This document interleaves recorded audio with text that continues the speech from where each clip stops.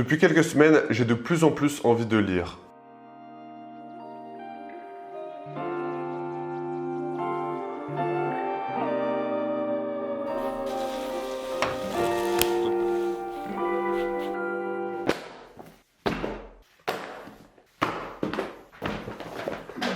Maintenant, le problème, c'est que ici, dans cette entreprise, je suis toujours dans le feu de l'action. J'ai toujours quelque chose à faire.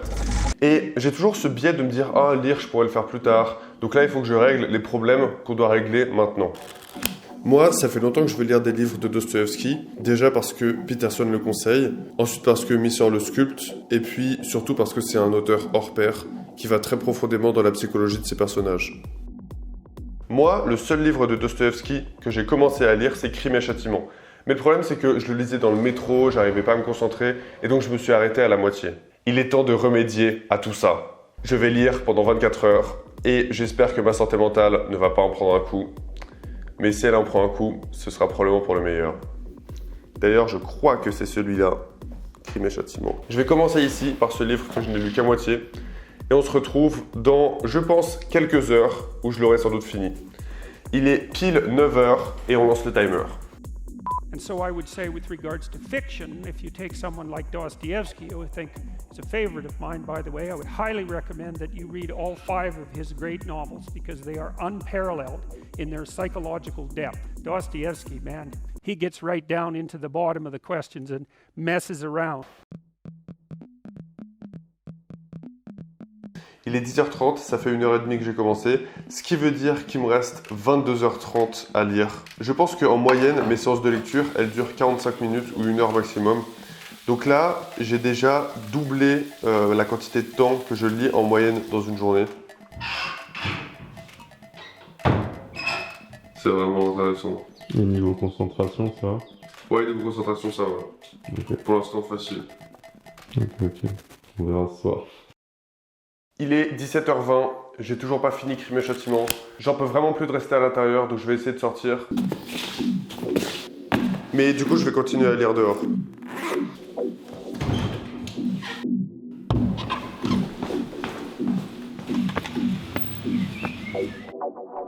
Là, je suis à 7 ou 8 heures.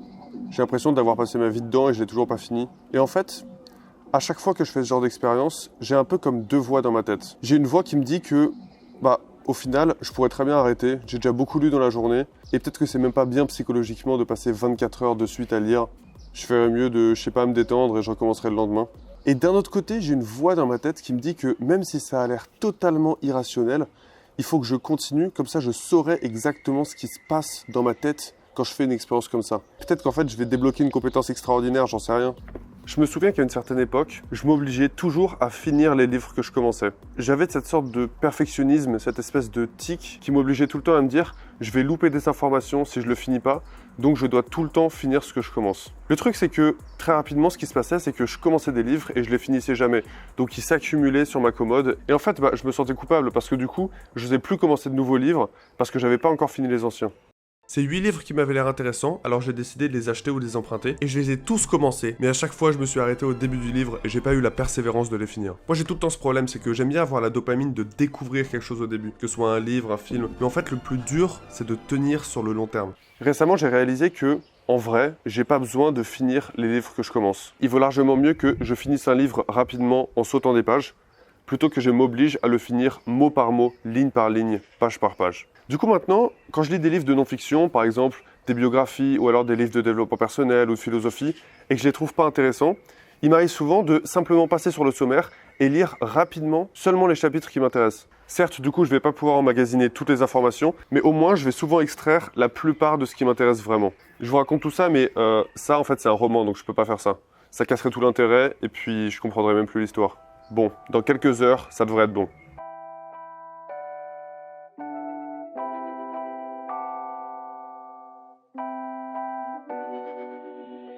Je viens enfin de finir Crime et Châtiment de Fyodor Dostoïevski. Ça fait 12 heures que je lis et il me reste encore 12 heures. Il est 22 heures, je suis pas encore très fatigué, mais je commence à sentir la fatigue venir. Je viens de boire un café, mais malgré ça, je suis pas dans un état de clarté mentale absolue. Mon objectif, c'est de réussir à lire rapidement la biographie de Steve Jobs. et juste après de passer au Carnet du sous-sol de Dostoïevski. C'est un livre qui est beaucoup plus court que Crime et Châtiment, moins de 200 pages, et qu'on m'a beaucoup conseillé. Il est minuit, il reste 9 heures. Je vais lire assis plutôt qu'allongé parce que, en fait, je suis en train de complètement m'endormir.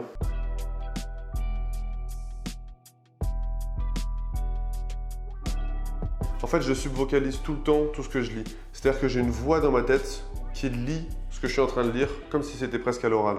Il y a des gens qui disent que c'est pas une bonne chose parce que ça empêche de lire très rapidement. Mais moi, si je le fais pas, j'ai l'impression de comprendre beaucoup moins profondément ce que je suis en train de lire. Du coup, je sais pas si c'est mauvais que je lise aussi lentement parce que ça m'arrive souvent de réfléchir à ce que je suis en train de lire pendant que je le fais. Et souvent, un livre, c'est presque plus un support à réflexion que simplement des informations. Il est 3h30 du mat et j'étais en train de penser à un truc. D'habitude, je serais pas du tout aussi fatigué à cette heure-là, mais je pense que vraiment, mentalement, le fait d'ingurgiter autant d'informations, c'est ce qui fait que je suis KO. Je crois que mes yeux sont pas faits pour faire le focus aussi proche pendant aussi longtemps. J'ai bientôt fini la biographie de Steve Jobs en lecture rapide. Ça fera notre deuxième livre en moins de 24 heures.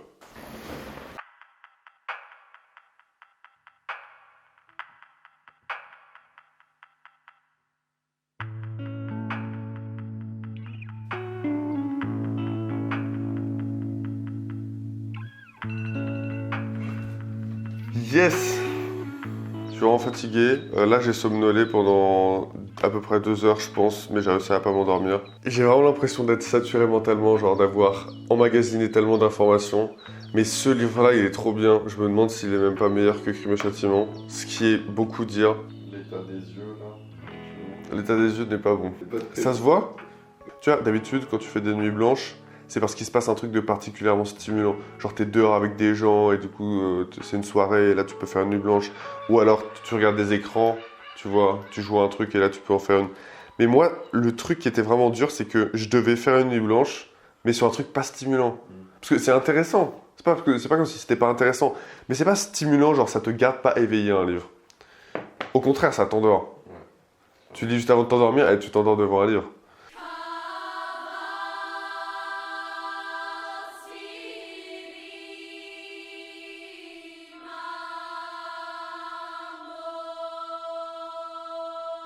Crime et Châtiment raconte l'histoire d'un jeune étudiant russe qui s'appelle Raskolnikov. Et cet étudiant, c'est un matérialiste rationaliste. C'est-à-dire qu'il ne croit qu'en la matière, il a un paradigme totalement scientifique.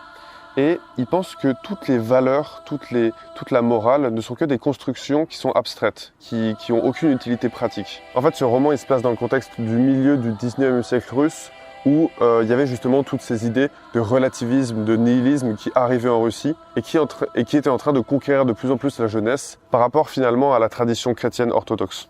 Et Raskolnikov, c'est un étudiant en droit, il n'est pas très riche, il n'a pas grand-chose à se mettre sous la dent, et en plongeant entièrement dans ce nihilisme, dans cette pensée que tout est relatif finalement et que les valeurs morales n'ont aucun fondement, eh bien il va se convaincre que si les gens agissent moralement, c'est par lâcheté. Si les gens ne tuent pas, si les gens ne volent pas, c'est pas parce qu'ils veulent respecter un ordre qui serait transcendant, qui serait supérieur aux hommes, mais ce serait uniquement parce qu'ils sont lâches et parce qu'ils n'ont pas le courage d'outrepasser leur conditionnement social. Le truc, et c'est là qu'on voit vraiment le génie de Dostoïevski, c'est que très rapidement, Dostoïevski va mettre son personnage, Raskolnikov, dans une situation dans laquelle tout le pousse à commettre un crime. En fait, pour survivre, il est obligé de prêter ses objets à une prêteuse en gage qui, en échange, lui donne de l'argent. Et cette prêteuse en gage, c'est une vieille femme que vraiment tout le monde déteste. En fait, son métier, c'est que on lui donne un objet qui est précieux contre de l'argent. Et elle ne va nous le rendre que quand on lui aura remboursé l'argent et les intérêts. Non seulement elle a un caractère détestable, mais en plus, en fait, elle se sert pas de tout cet argent, elle le garde dans ses coffres et elle l'accumule sans rien en faire. Et puis elle a une nièce qui est un petit peu bête et qu'elle maltraite.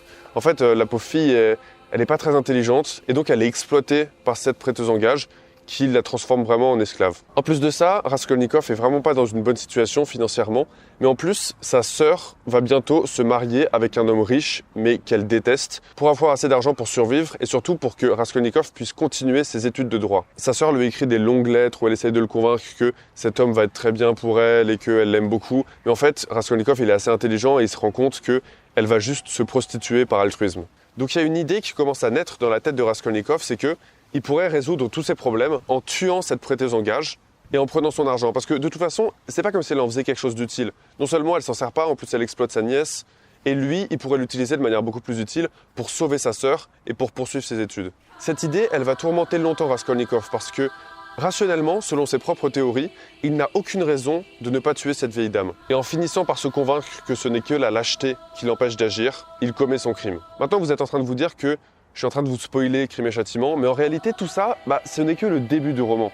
Ce qui est vraiment intéressant, c'est de voir qu'est-ce qui se passe après et comment se développe toute la psychologie du personnage. Parce que Raskolnikov, très rapidement, il va se rendre compte que le Raskolnikov d'avant le meurtre n'est pas du tout la même personne que le Raskolnikov d'après le meurtre. Et surtout, il va se rendre compte que bien qu'il puisse échapper à sa punition physiquement, et il ne se fait pas attraper par la police, eh bien, il y a une autre punition psychologique qui est beaucoup plus profonde et à laquelle il ne peut pas échapper. Maintenant, ça peut paraître bizarre que je présente ce livre parce que sur ma chaîne, je parle pas mal du concept du surhomme et je parle parfois de Nietzsche. Et Dostoïevski, en l'occurrence, il s'oppose complètement à Nietzsche sur le concept du surhomme.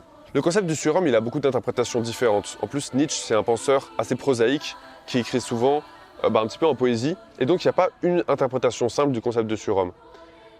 Moi, sur ma chaîne, quand je dis essayer d'atteindre le surhomme, c'est une interprétation assez concrète. D'ailleurs, Nietzsche était souvent un philosophe vraiment qui ne voulait pas rester perdu dans ses idées abstraites, qui étaient dans le corps, dans le concret, dans l'incarnation.